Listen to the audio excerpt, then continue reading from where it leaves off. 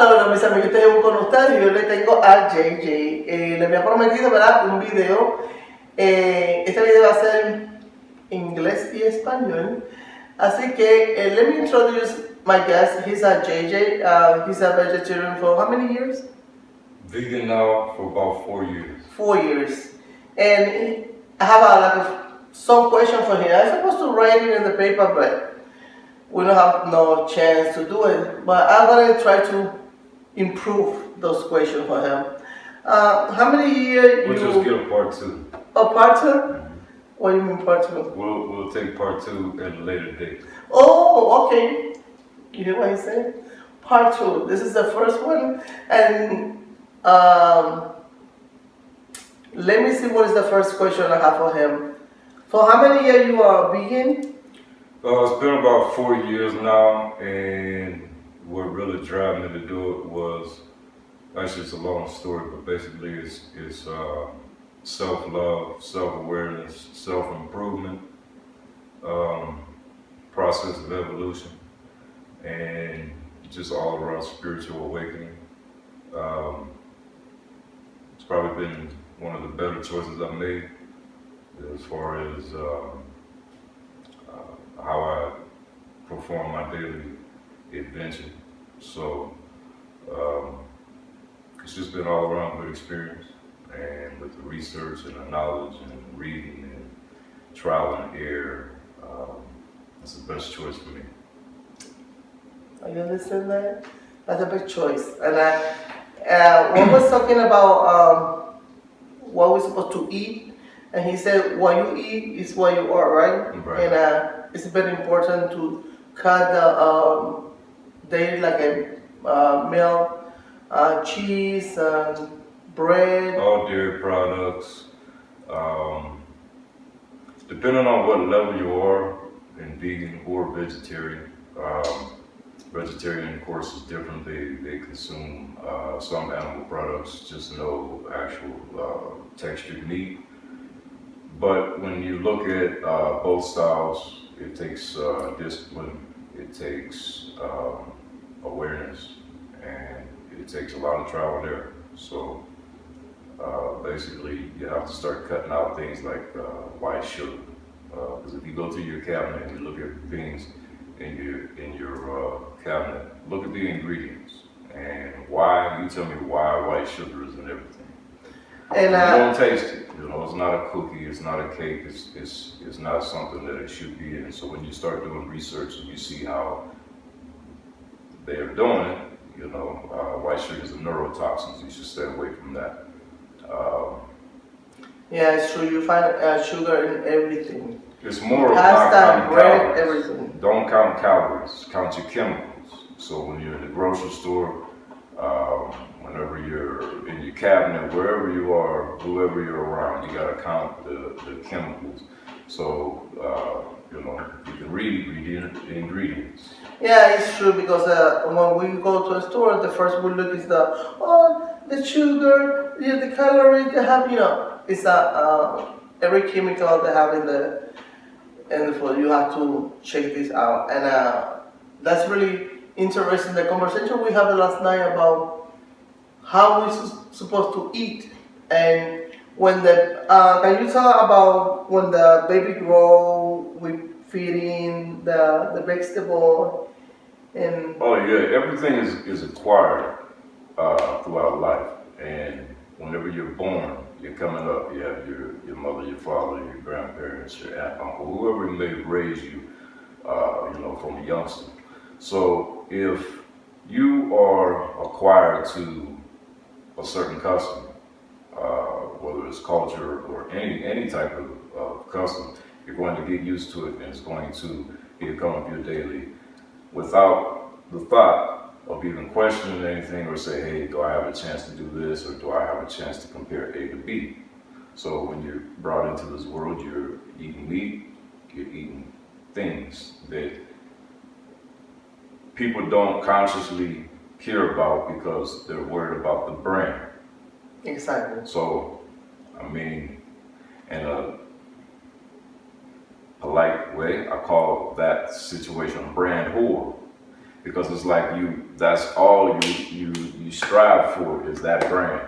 It's not what it is or what it does for you. It's just a brand. You're walking around with it. Whether it's in your hand, going in your mouth, or it's in or on your pants, on your shirt, on your hat. So everything is a brand, and that brand carries itself so far. But you have to be the one to make the decision on whether what you want to do or not. So there's cancer-causing triggers, there's neurotoxins. I mean, we can go down the line. MSG, for example, is disguised in over 40, 50 different names, not just MSG.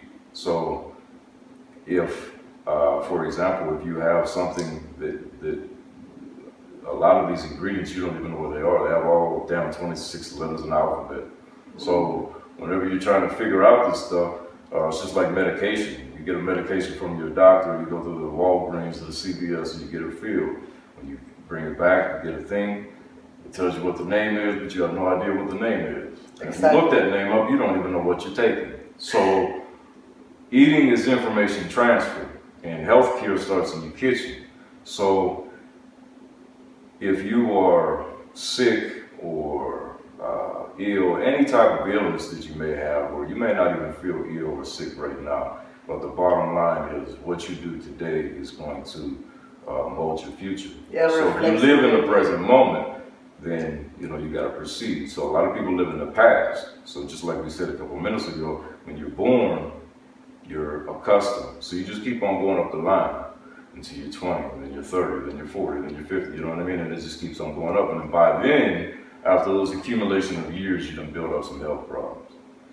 And at that point, it's kind of hard to just say, I'm done with doing this or doing that. If you go to a doctor, he's going to tell you to do this, to do that, to make some money.